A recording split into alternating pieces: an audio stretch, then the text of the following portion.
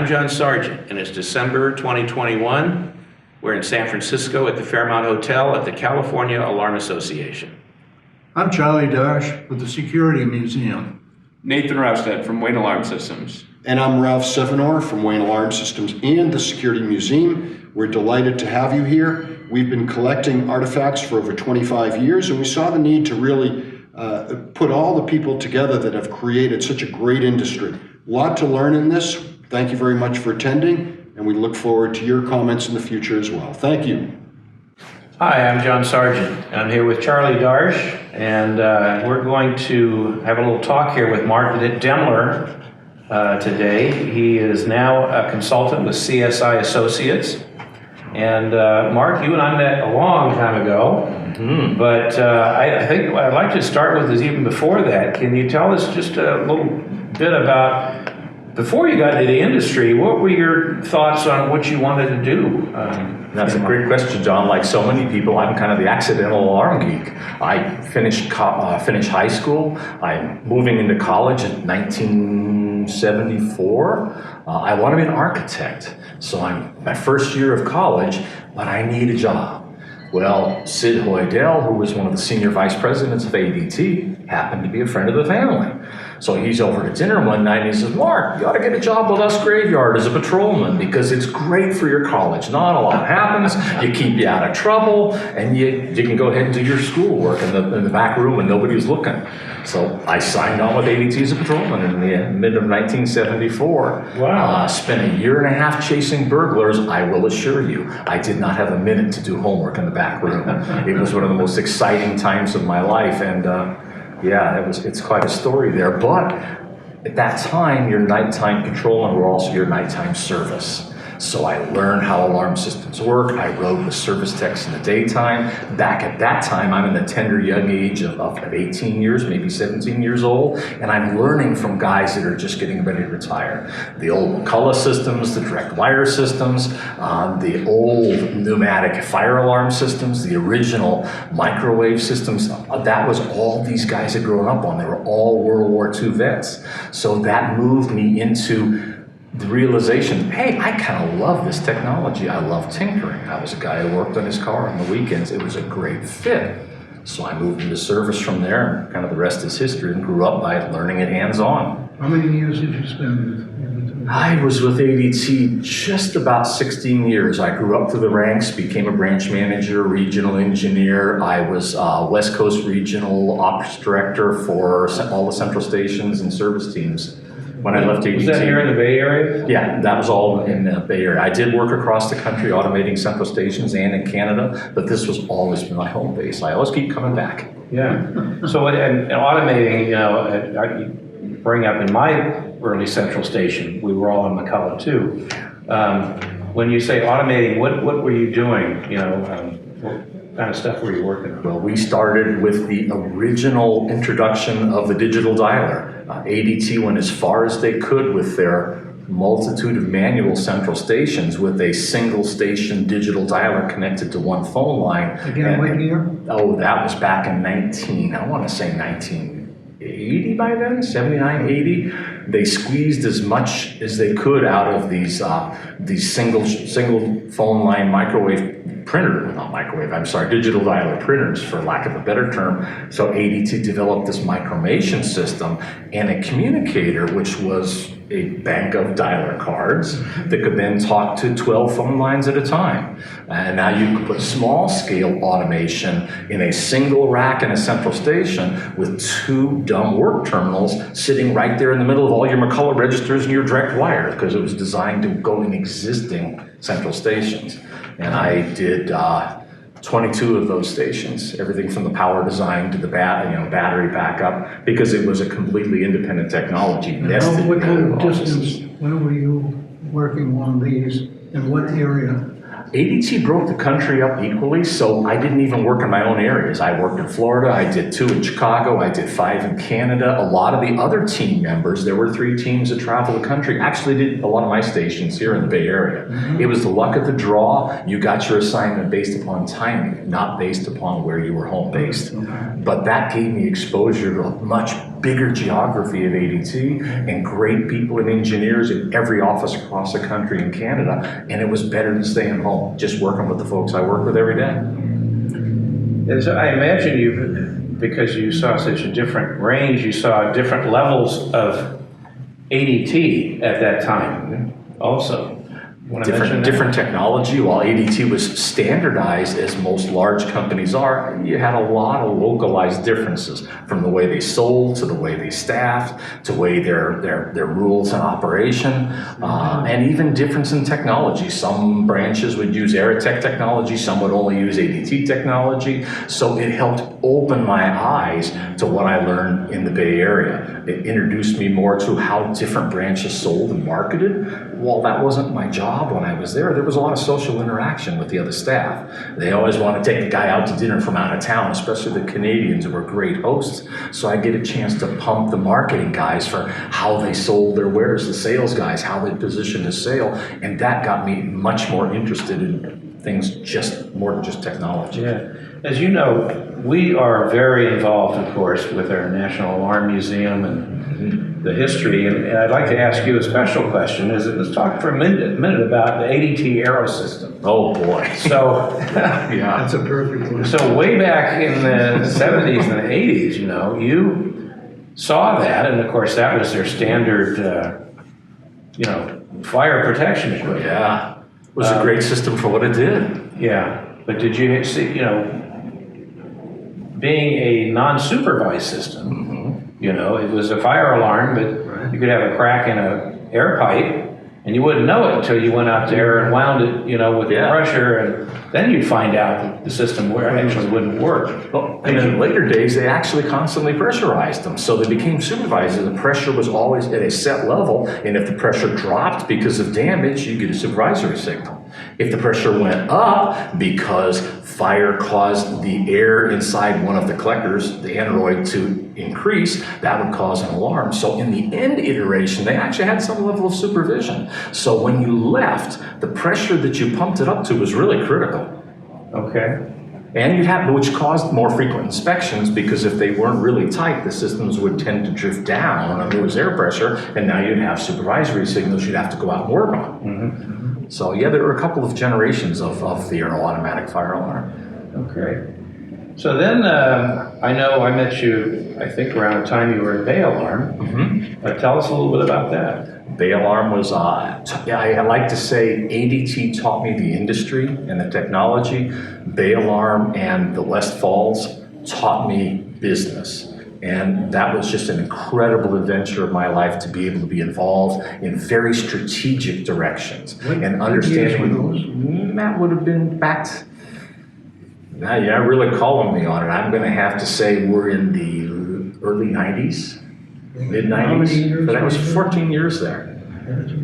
So very close with Bruce and Roger Westfall, the dads that ran the company at that time. I worked on the commercial real estate side with Bruce until the family was old enough to take that over. I helped design their central stations. I set up their training program. I worked on the technology with all the manufacturers because we had a number of things that were built proprietarily for us. Mm-hmm. The company was big enough and had enough buying power that we could go to Honeywell and say, we want you to build X for us. Or partner up with DMP, who would say, hey, we're doing a new product and we want to have a pilot company to help us with the design and then do the beta testing. So the Westfalls are willing to pay for a professional engineering team, that was part of my group, and a professional training team, and had a training program which I actually copied from ADT, so that it was of an ADT quality training program, which was a nationwide scalable program, but it was scaled to an organization for local regional. And they still, I'm very proud of the fact that they funded that, because they still run that program today, and it's one of the best things that gives it low turnover and good staffing. That's something that we learned today. Yes. Yeah. How about the competition? Mm-hmm. Okay, if you maybe want to just kind of touch on your experience, because here you are with ADT, the giant, and then also Bay Alarm, the biggest family company. What kind of competition did you see, and or did you feel there was any real competition? having worked both the residential and commercial, as you said, the big corporate, the family regional, and having owned my own organization, which was considerably smaller, I have seen an incredible evolution in the competition. You think about ADT in the 60s and the 70s that I knew, they were the big dog. They were the only guys in town. Maybe there was one smaller family alarm company, but they were kind of the go-to company in the industry. National Guardian, and you guys grew up, of course, and competed very well, but for a long time, ADT dominated that market. Then you move into the family companies that grew up and became the super regionals, like the Bays, the Alerts, and some other very Eagle and some very worthy companies, and they started to set the pace for where the industry went. They became ADT's key competition. Okay. They bonded together to provide nationwide services to national accounts, competing with ADT, because ADT and National were the only guys that could do that at that time. Then you see the evolution into low-cost alarm systems, and ultimately the dealer programs that bought low-down and giveaway alarm systems to the consumer with the idea that everybody could then afford and own an alarm system. So the doors were wide open to competition, to the point that you had companies like ADT and some of the other super nationals funding dealer startups and helping Roughly what organization. era was this? When you get into the dealer programs, now you're into the 2000s, yeah, and all the way up till 5 or 6 years ago, when dealer programs were really dominant in the industry. And after I left Bay Alarm, one of the companies I ended up as a senior executive was Safe Security, and we had a significant nationwide dealer program, and we also bought other companies' books of business in their dealer programs that were underperforming.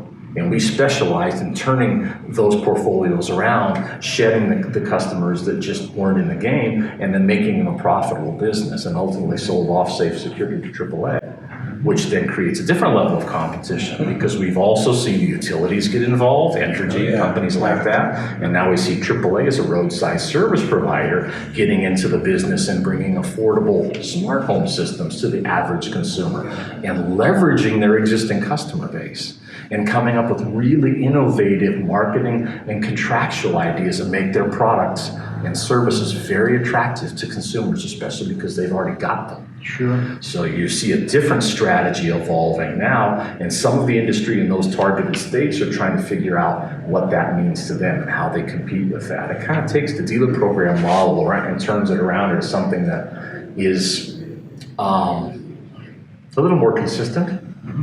And because of the name and the brand that's behind it, maybe a little more trustworthy, if you will, because we all trust the guys in the yellow truck.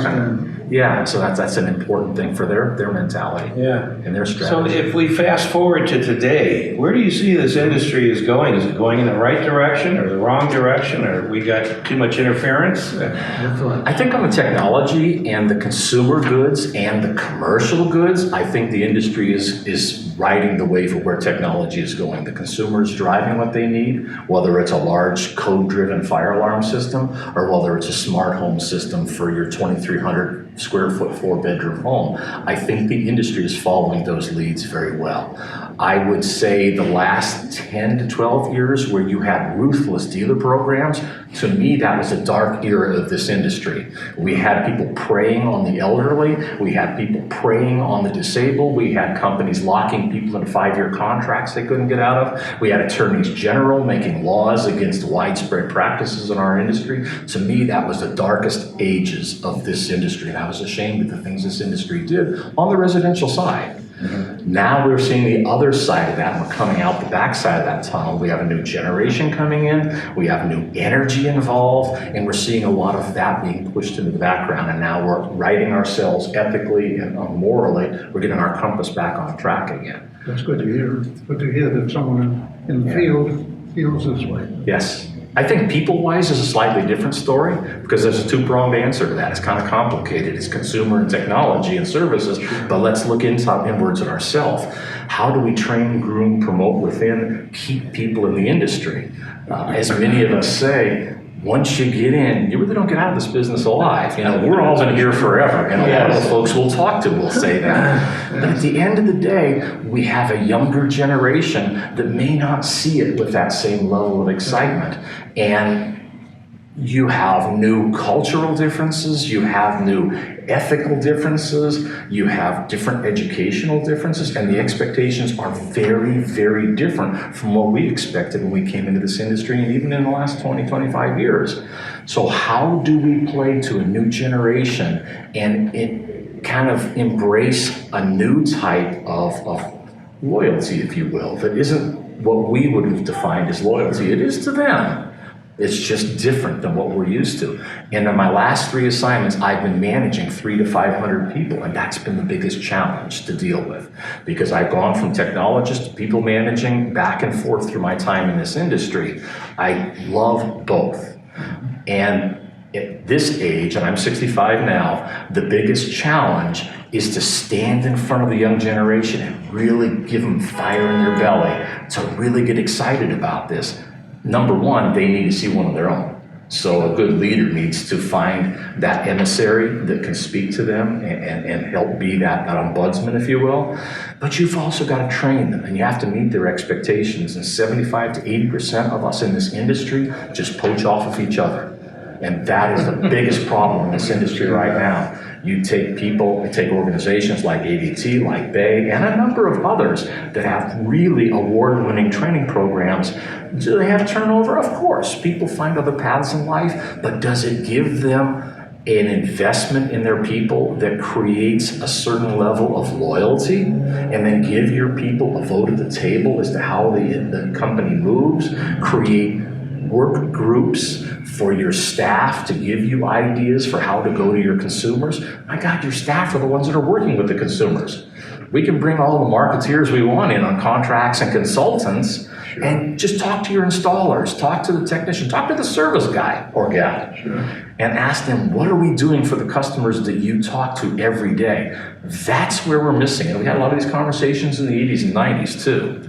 But now they're even more important because the guys like us that saw this as where we were going to live our lives are stepping back. So this conversation is a really different discussion than it was 10, 15 years ago. I'm not going to tell you I have all the answers. I've tried a lot of experimental programs in 2 organizations I've headed, and I've had some significant degrees of success learning some of these things, but I've also fallen on my sword a few times as well.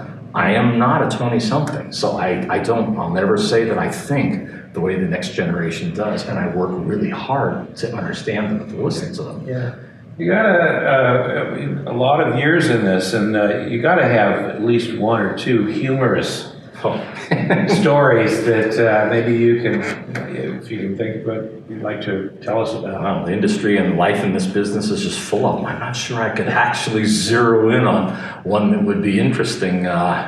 That wouldn't get me in trouble anyway. Okay. It has Well, it's been. just a thought that we had. No, thank you. It has been a phenomenal journey. You know, this business has been, because there are a lot of great stories and things that we all enjoy. And Do you it's see any never different. untapped opportunities that we're either missing or just haven't arrived yet? I think we haven't, as an industry, technologically, really come up with a well-defined common level of integration. We still have manufacturers and products that are working at odds against each other. There's still enough competition out there that there aren't uniform platforms. Well, I don't want my wireless to work on your panel. I don't want my IoT-based reader to work on your cloud solution. So I think the people that are ultimately going to win, and by degrees it is evolving, the people that are going to win are the ones that subscribe to some of the commonly defined platforms and some of the common standards. And it was worse 10 years ago. Now it's because I don't want my control panel to work with anybody else's product because that's a takeover thing. Somehow we have to get beyond that, because as integrators on the large commercial side and dealers, we're looking for a solution that'll cut across all those barriers. Yeah. You know, in the early days of this industry, we had that. A loop was a loop. Data as it was data. A digital dialer was a digital dialer. Everybody's technology subscribed to common platforms, and we worked in the 90s and the 2000s to get away from that, become hyper-competitive, because I got better technology than you do. Now we're kind of starting to see that fold back upon itself. and come up with a true definition of integration, which is why I'm so excited on the residential side about the smart home concept, because that does integrate everything. I can get a door lock from one manufacturer. You look at Z-Wave and the different technologies that are out there today. I can get a motion detector from a different manufacturer, a camera from a third manufacturer, and it's 10 years ago, I couldn't put any of those things on the same platform. They were different subscriptions. They were different services from a central station perspective. Different plugs. They were horrible. Different voltage. Plugs, different voltage. How does a central station, as a service provider, look at that and integrate that on one side? And as a selling company, how do you give that to the consumer? Well, Mr. Jones, you're going to have one app for your camera, and you're going to have a different app for arming your alarm system, and a different. How do you hand that to the customer and say, I'm selling you a real value-added product? And on the residential side, that's come full circle, and we're there for the most part. The commercial side, we still have to work a little harder at that. Whether it's through acquisitions or whether it's, in bonding that way from an ownership level, or whether it's through recognized standards you see in other organizations. Okay, well, this is your opportunity. Any final thoughts? The floor is wide open. I think we've ranged pretty far on this. It's competitive yet compellingly compatible technology. Those are my 4 C's for engineering, design, and marketing, and then tending to your people in legendary ways and recognizing that we're all having trouble hiring. It isn't just poaching upon each other. There's not a workforce out there that is dying to come to work here. We have to solve that problem, or none of the other stuff we're talking about is going to work. This is going to be our biggest issue to overcome in the next 5 years. The industry is starting to unbundle over a lack of staff that can do the frontline work, enjoy working with the consumer, and be the next leaders of tomorrow, because that gap is widening as we're all retiring. And you look at the folks in the front line, and they're turning and turning and turning. Who you can pull out of there and make a leader? Yeah. And that's, I think in the next 10 years, that's going to become hypercritical to this industry. And you sure don't want to wait 8 years to try to address it. All right. Mark, it's been a pleasure. John, thank Seeing you very much for the having opportunity you to come in and share all Thank that you for with your us. thoughts today. We appreciate that. Thank you, Charlie. It's been a pleasure with both of you. Good one. All right. Thank you.